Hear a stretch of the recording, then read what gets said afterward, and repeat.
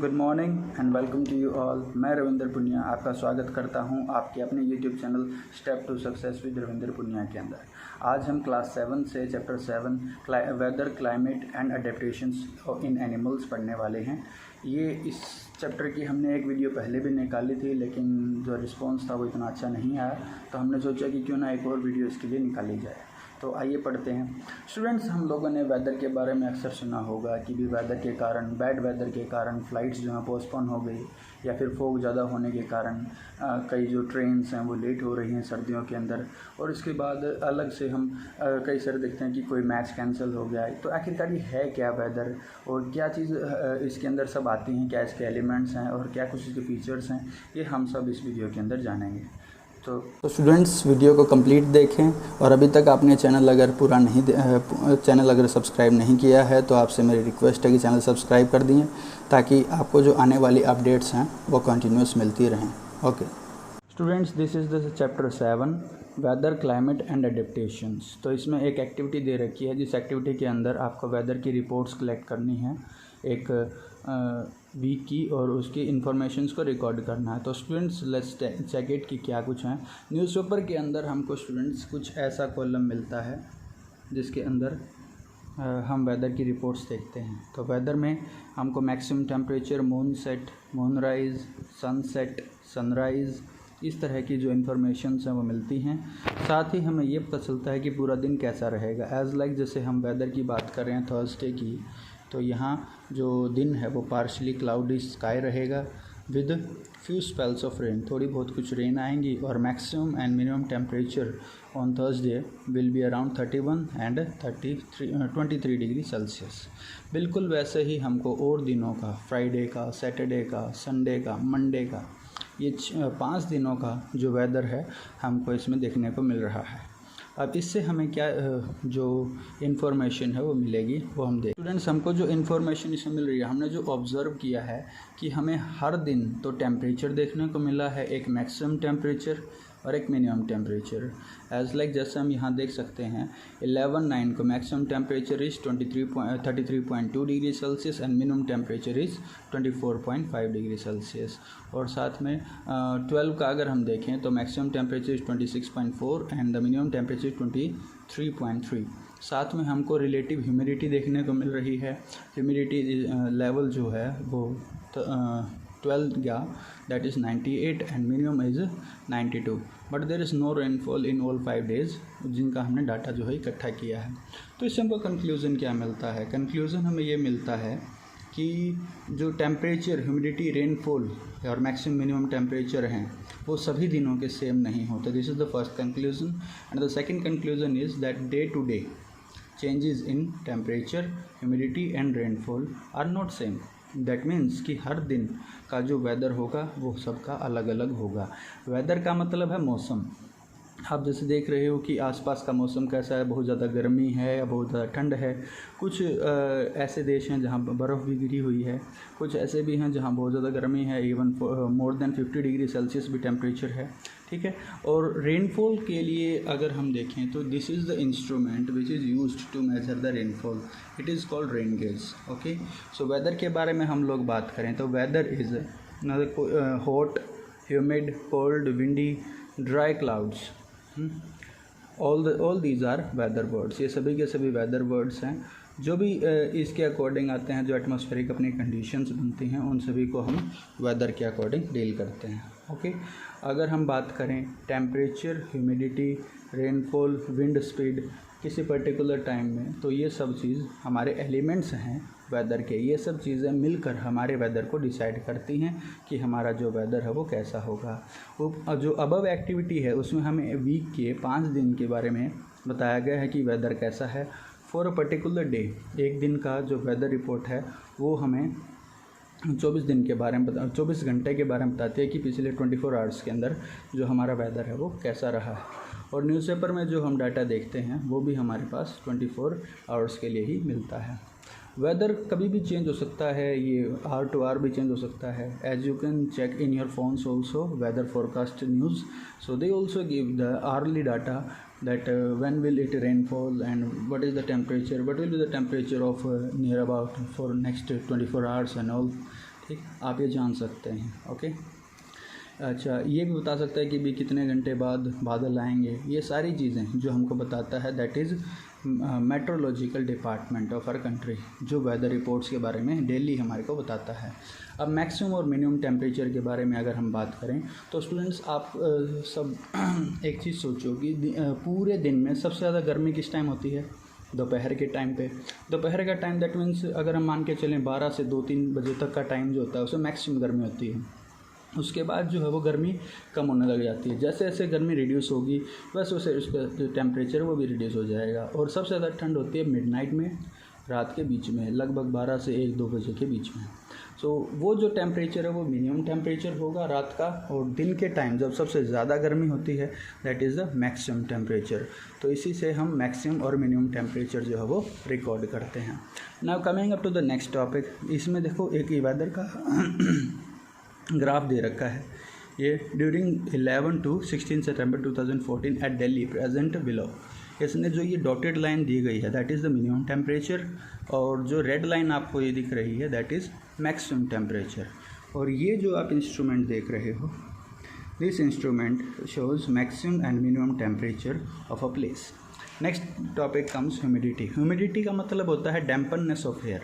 इसका मतलब हम कह सकते हैं कि एयर के अंदर कितने अमाउंट में वाटर वेपर्स जो है वो प्रेजेंट है। एयर कितने अमाउंट में वाटर वेपर्स को होल्ड कर रहा है, और उसके अकॉर्डिंग क्या उसका जो टेम्परेचर है वो बन रहा है। So this is called humidity. अगर हम मेजरिंग रेन एंड ह्यूमिडिटी देखें तो एक मेजरिंग रेन एंड ह्यूमिडिटी का भी एक गैजेट आता है जिसके अकॉर्डिंग ये इसमें अलग अलग से इंटरवल्स जैसे आप देख सकते हो ये दिए गए हैं, और इनके अकॉर्डिंग हम एक प्लेस की ह्यूमिडिटी और रेनफॉल को मेज़र कर सकते हैं। ये अलग अलग प्लेस पर अलग अलग होगी। ओके स्टूडेंट्स, ये एक अलग से स्केल आता है। तो coming up to the next is climate. Climate students, जैसे वेदर के बारे में हम लोगों ने स्टडी किया था, वेदर क्या था? एक दिन का था। लेकिन जो क्लाइमेट है वो क्लाइमेट क्या होगा? वो पूरे एक एवरेज होगा। That means average for a month, it may be average for a year में भी, ये मतलब एवरेज हो सकता है। जैसे यहाँ पर एक स्टेप दे रखा है जिसके अंदर हमें मतलब बता रखा है कि भी एक मंथ के रिगार्डिंग कितना होगा या फिर n ईयर्स के लिए कितना होगा। हम कई बार न्यूज़ में सुनते हैं कि भाई ये आज दिन इतना गर्म था कि किसी ने पिछले 50 साल का रिकॉर्ड तोड़ दिया। यस स्टूडेंट्स, आप भी अक्सर सुनते होंगे कि सर्दी ने अपना रिकॉर्ड तोड़ दिया। तो वो रिकॉर्ड जो है वो एक मतलब मेंटेन्ड होता है, और सब उसमें से देखते हैं कि भी कितना टेम्परेचर हो गया, कितना नहीं हुआ, उसके अकॉर्डिंग। ओके, तो अब हम क्लाइमेट चार्ट की बात करते हैं। क्लाइमेट चार्ट क्या है? किसी भी स्टेट या सिटी, जैसे यहाँ पर हमारी बुक के अंदर दे रखा है मुंबई का, तो जनवरी के अंदर एवरेज रेनफॉल कितनी रिकॉर्ड की गई? 2.5 mm। फैब के अंदर 2.5। सेम इसी तरीके से हमें पूरे साल का जो रेनफॉल का डाटा है, या मिनिमम टेम्परेचर या मैक्सिमम टेम्परेचर, उसका डाटा जो मिल जाता है, जिससे हम अंदाज़ा लगा सकते हैं कि वहाँ जो वो इलाका है वो गर्मी का है या सर्दी का है।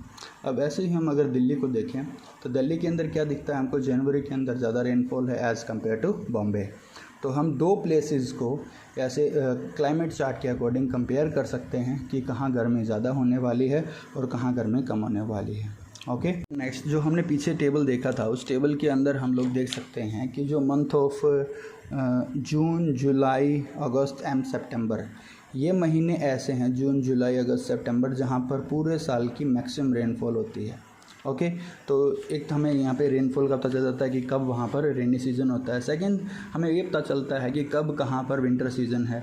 अगर विंटर की बात करें तो जितना टेम्परेचर कम होगा उतनी ही विंटर होंगी। जैसे नवंबर दिसंबर में अगर हम बात करें टेम्परेचर इज़ 13 और 8.5, जनवरी में 7.6। तो जो सर्दियों के महीने होते हैं वो that is November, December, January, Feb, तो इनमें सर्दी ज़्यादा मिलेगी। और जिसमें टेम्परेचर आपको ज़्यादा मिल रहा है, मैक्सिमम टेम्परेचर देखो यहाँ 41 है एवरेज, 39, 34, ये जो है गर्मी के महीने मिलेंगे यहाँ पर। Okay, so this we get here. Okay students, so next our topic is the difference between weather and climate. So weather is applicable to a smaller area, maybe city or a small group of cities, but whereas climate is applicable as a large area, as like country, a state or a region. Weather describes the short term atmospheric conditions at a place, whereas climate describes a long term average. as like of 25 to 30 years maybe of a condition of a state or a region. Okay, weather at a place may change suddenly. Weather कभी भी जो है वो change हो सकता है, but जो climate है वो इजीली चेंज नहीं होता, वो धीरे धीरे एक पीरियड ऑफ टाइम लेता है और उसके बाद वो चेंज करता है. Okay, now coming up next, अगर हम बात करें distance from equator, this is the figure of our earth. ये अर्थ की फिगर है. इसमें आपको 3 रीजन मिलेंगे. एक तो फ्रीज्ड रीजन है, जो पोल्स हैं अपने नॉर्थ एंड साउथ पोल वो फ्रीज्ड रीजन है. इनके अंदर जो है वो आपको बहुत सारी बर्फ़ मिलेगी, बर्फ़ की चट्टानें मिलती हैं. Okay, now coming up to the equator, this is the equator. Earth के बिल्कुल सेंटर में हम मानते हैं कि इक्वेटर है, और इक्वेटर के ऊपर टॉरॉइड जोन है. टॉरॉइड जोन के अंदर क्या होता है, मैक्सिमम जो हॉटनेस है वो आपको यहीं मिलेगी. जो भी क्या नाम है रेगिस्तान वगैरह है, एज लाइक डेजर्ट्स जो हैं वो आपको यहीं मिलेंगे. और जो इससे ऊपर और नीचे वाला जो जोन होता है वो टेम्परेट जोन है. टेम्परेट जोन के अंदर जो टेम्परेचर है वो मीडियम मिलेगा आपको, ठीक है, और इसके अंदर आपको ठीक ठाक सा मतलब इन्वायरमेंट जो वो मिलता है अक्सर. अब हम डिस्टेंस फ्रॉम सी, सी से जैसे climate of a place is also determined by its distance from the sea. हम सी से भी इसको डिटरमाइन कर सकते हैं. कोई प्लेस है जो सी के बिल्कुल नज़दीक है तो उसका मॉडरेट क्लाइमेट होगा. दैट मीन्स ना ज़्यादा वहाँ गर्मी होगी ना ज़्यादा सर्दी होगी. और अगर कोई चीज़ जो है वो कोई लैंड जो है वो बहुत दूर है कोस्टल एरियाज से, तो उसका इफ़ेक्ट ये रहेगा कि वो या तो बहुत ज़्यादा ठंडी होगी या बहुत ज़्यादा गर्म होगी. अगर हम विंड्स की डायरेक्शन की बात करें तो rainfall also determines the climate of a region when in turn depends on several factors. जो रेनफॉल जो है वो किसी भी क्लाइमेट को डिसाइड करती है और वो कुछ फैक्टर के ऊपर डिपेंड करती है. दैट इज़ विंड, उसके बाद क्लोजनेस टू द सी, सी के कितना नज़दीक है, पहाड़ कितने आसपास नज़दीक हैं, ये सब चीज़ें डिसाइड करती हैं कि कितनी रेनफॉल वहाँ होगी. ओके, तो जितने ज़्यादा समुद्र के नज़दीक होंगे या पहाड़ों के नज़दीक होंगे उतनी ही ज़्यादा हम लोग देखेंगे कि जो बरसात है वो और ज़्यादा हो रही है. अगर हम माउंटेन्स की बात करें, माउंटेन्स भी एक इम्पोर्टेंट रोल प्ले करते हैं हमारे क्लाइमेट के अंदर. माउंटेन्स जो हैं वो बहुत सारी रेनफॉल जो है वो एक्सेप्ट करते हैं. जो अरुणाचल प्रदेश या उस साइड का जो एरिया है ईस्ट का, या फिर अगर हम बात करें ये उत्तराखंड या कश्मीर का इलाका है, यहाँ पर बहुत अच्छी बारिश होती है. और वहाँ से जो बारिश होती है वो बर्फ़ पिघल के और हमारे पास रिवर्स के फॉर्म में आती है. ओके, तो that is why you often see snow on the top. कई बार क्या है वहाँ बहुत ज़्यादा ठंड हो जाती है जिसकी वजह से वहाँ पानी की बरसात नहीं बल्कि बर्फ़ की बरसात होती है, और जिसके कारण जो कई बार माउंटेन्स हैं वाइट कलर के, क्योंकि वो स्नो से कवर अप हो जाते हैं तो वाइट कलर के दिखा देते हैं. और जब वहाँ पर टेम्परेचर जो है, जब वहाँ बर्फ़ पड़नी बंद हो जाती है तो वो धीरे धीरे जो बर्फ़ मेल्ट होती है और वो फिर क्या है हीट को एब्जॉर्व करके लिक्विड में कन्वर्ट होके और हमारा जो नदियाँ हैं उनका रूप ले लेती हैं. Okay, El Nino effect. El Nino refers to a regular warming of surface water in the Pacific Ocean. Students, you all know that Pacific Ocean is the largest ocean of the world. तो Pacific Ocean के अंदर जो water का surface है वो धीरे धीरे गर्म होगा, और गर्म हुआ हुआ वाटर जो है वो क्या करता है वेपराइज होके और एटमॉस्फेयर के अंदर वाटर वेपर की अमाउंट जो है वो या मॉइस्चर की अमाउंट जो है बढ़ा रहा है,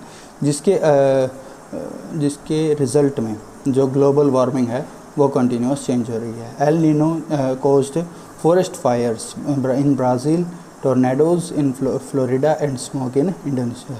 एल नीनो इफ़ेक्ट ने बताया कि जो समुद्र के अंदर आग लग रही हैं या फिर टोर्नेडोज़ फ्लोरिडा के अंदर देखे जा रही हैं, स्मोक इन इंडोनेशिया, ये सब एल नीनो का ही एक इफ़ेक्ट है. कुछ ह्यूमन एक्टिविटीज़ की बात करें तो स्टूडेंट्स इसके बारे में हम लोग जानेंगे कि बहुत सारी ऐसी ह्यूमन एक्टिविटीज़ हैं जो क्लाइमेट को बहुत ज़्यादा इफ़ेक्ट कर रही हैं. As like we use ACs and all, तो ये सब चीज़ें हमको इफ़ेक्ट कर रही हैं. As like large number of human activities वो इन्फ्लुएंस करती हैं क्लाइमेट के. तो large scale of cutting trees, हम पेड़ को काटते हैं और पेड़ों को काटने के बाद वहाँ पे इंडस्ट्री सेटअप करते हैं, और इंडस्ट्री से बहुत सारी कार्बन डाइऑक्साइड रिलीज़ होती है हमारे एटमॉस्फेयर के अंदर, और इसी से जो है बहुत सारा हमारा जो क्या कहते हैं पॉल्यूशन है वो बन रहा है. पॉल्यूशन के कारण ग्लोबल वार्मिंग हो रही है. The climate varies from place to another place. Climate जो हर जगह अलग अलग होता है. हिल्स के अंदर जो क्लाइमेट है वो कोल्ड होगा ऑल अराउंड द ईयर, जबकि जो हमारे समर्स हैं वो देखो समर्स के अंदर उनका जो टेम्परेचर है वो या क्लाइमेट है वो ठीक ठाक है, जबकि विंटर के अंदर वो कैसे होगा, स्नोई हो जाएगा, यानी बहुत सारी बर्फ़ गिर जाएगी।